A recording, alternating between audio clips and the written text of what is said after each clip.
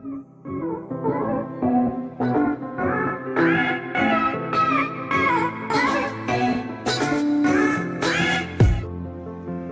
Dears, അസ്സലാമു അലൈക്കും. എല്ലാ കൂട്ടുകാർക്കും അമ്നാസ് വേൾഡിലേക്ക് സ്വാഗതം. കുഞ്ഞു കുഞ്ഞു ടിപ്പുകൾക്ക് ശേഷം ഇന്ന് ഞാൻ വന്നിരിക്കുന്നത് ഒരു റെസിപ്പി വീഡിയോ ആയിട്ടാണ് വന്നിരിക്കുന്നത്. ഇന്നത്തെ റെസിപ്പി എന്താണെന്ന് അറിയണ്ടേ?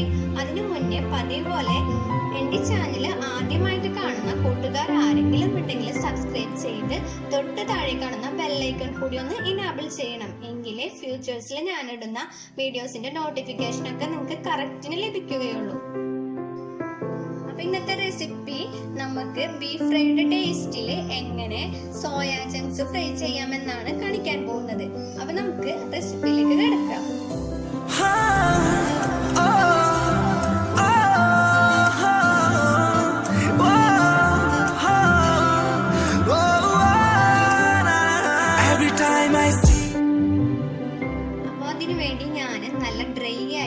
സോയ ചങ്ക്സ് 15 മിനിറ്റ് വെള്ളത്തിലിട്ട് കുതിർത്തിയതിനു ശേഷം, നല്ല തിളച്ച വെള്ളത്തിലിട്ടാണ് അത് കുതിർത്തിയത്. അതിനുശേഷം തണുത്ത വെള്ളത്തിലെടുത്ത് ഇത് പിഴിഞ്ഞെടുത്തിട്ടുണ്ട്. ഇതിലൊട്ടും വെള്ളത്തിന്റെ അംശം പാടില്ല.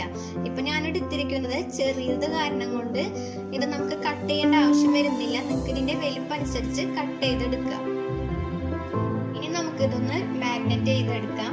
അതിനു വേണ്ടി ഞാന് ഒരു 1/2 ടീസ്പൂൺ കാശ്മീരി ചില്ലി പൗഡർ ഇട്ട് കൊടുക്കണം.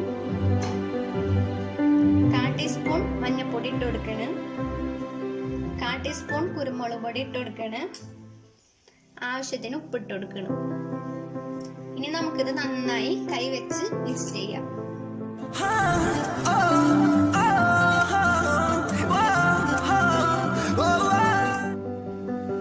ഇനി നമുക്കിത് അരമണിക്കൂർ റെസ്റ്റ് ചെയ്യാനായിട്ട് വെക്കാം.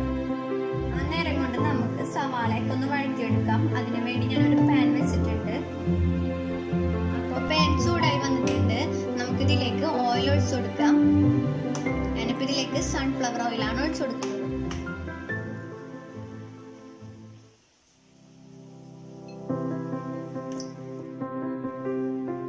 ഓയിൽ ചൂടായി വന്നിട്ടുണ്ട്. അപ്പൊ ഞാൻ ഇതിലേക്ക് കറിവേപ്പില ഇട്ട് കൊടുക്കണം.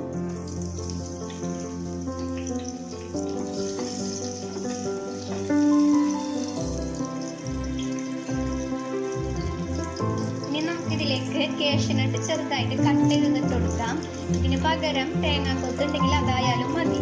ഇനി ഒന്ന് ചെറുതായിട്ടൊന്ന് മിക്സ് ചെയ്യാം. ഇനി നമുക്കിതിലേക്ക് വെളുത്തുള്ളി ഇഞ്ചിയും ചതച്ചതിട്ട് കൊടുക്കാം. പച്ചമുളക് ഇട്ട് കൊടുക്കണം. ഇനി നമുക്കിതിലേക്ക് ചെറിയുള്ളി ചെറുതായിട്ട് ചതച്ചതിട്ട് കൊടുക്കാം.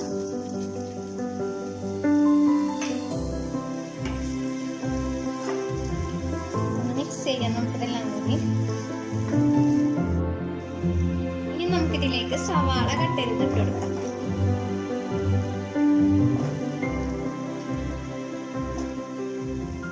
ഇനി നമുക്കിതെല്ലാം കൂടി ഒന്ന് നന്നായിട്ട് വഴറ്റിയെടുക്കാം.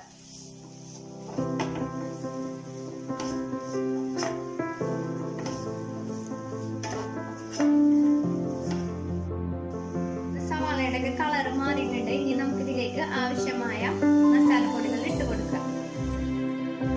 ഞാനിതിലേക്ക് 1 ടീസ്പൂൺ മുളക് പൊടി ഇട്ട് കൊടുത്തിട്ടുണ്ട്. 1/4 ടീസ്പൂൺ മഞ്ഞൾപ്പൊടി ഇട്ട് കൊടുക്കണം. 1.5 ടേബിൾ സ്പൂൺ മല്ലിപ്പൊടി ഇട്ട് കൊടുക്കണം.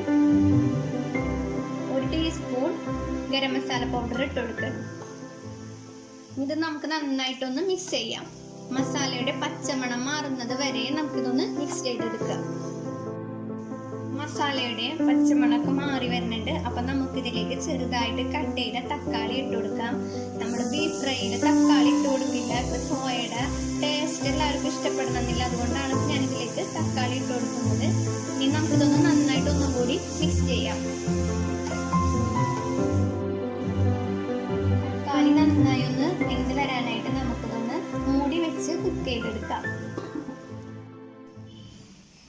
ഒരു 2-3 മിനിറ്റ് നമുക്ക് ലോ ഫ്ലെയിമിലിട്ട് കുക്ക് ചെയ്തെടുക്കാം. തക്കാളി നന്നായിട്ട് കുക്കായി വന്നിട്ടുണ്ട്. നമുക്കിതൊന്ന് കൈ കൊണ്ട് നന്നായിട്ട് ഉടച്ചു കൊടുക്കാം.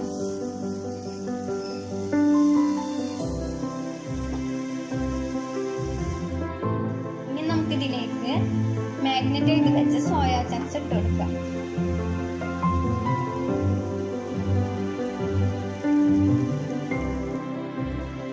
നമുക്കിതൊന്ന് കുക്ക് ചെയ്തെടുക്കാനായിട്ട് കുറച്ച് വെള്ളം ഒഴിച്ചു കൊടുക്കാം.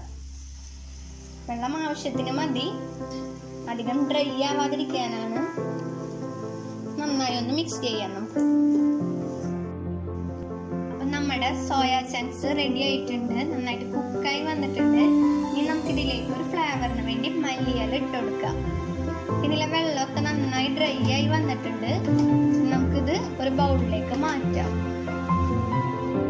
അപ്പൊ നമ്മുടെ സോയ ഫ്രൈ റെഡി ആയിട്ടുണ്ട്. ബീഫ് ഫ്രൈയുടെ ഒക്കെ അതേ ടേസ്റ്റ് ആണ്. പെറോട്ടയുടെയും ചപ്പാത്തിയുടെ ഒക്കെ സൈഡായിട്ട് കഴിക്കാൻ പറ്റുന്ന ബെസ്റ്റ് കോമ്പിനേഷൻ ആണ്. ഇന്നിപ്പോൾ ഞങ്ങളിവിടെ ടൊമാറ്റോ റൈസിന്റെ ഒപ്പമാണ് കഴിക്കുന്നത്. ടൊമാറ്റോ റൈസിന്റെ റെസിപ്പി ഞങ്ങൾ വിശദമായിട്ട് വരുന്ന വീഡിയോയിൽ ഇൻഷാല്ലാ ഇടാം. അപ്പോൾ ഇന്നത്തെ വീഡിയോ ഇഷ്ടപ്പെട്ടാൽ അഭിപ്രായങ്ങളൊക്കെ നിങ്ങൾ കമന്റ് ചെയ്യുക, ലൈക്ക് ചെയ്യുക, ഷെയർ ചെയ്യുക. അപ്പോൾ ഇൻഷാല്ലാ നെക്സ്റ്റ് വീഡിയോ ആയിട്ട് വീണ്ടും വരാം. അതുവരേക്കും ബൈ.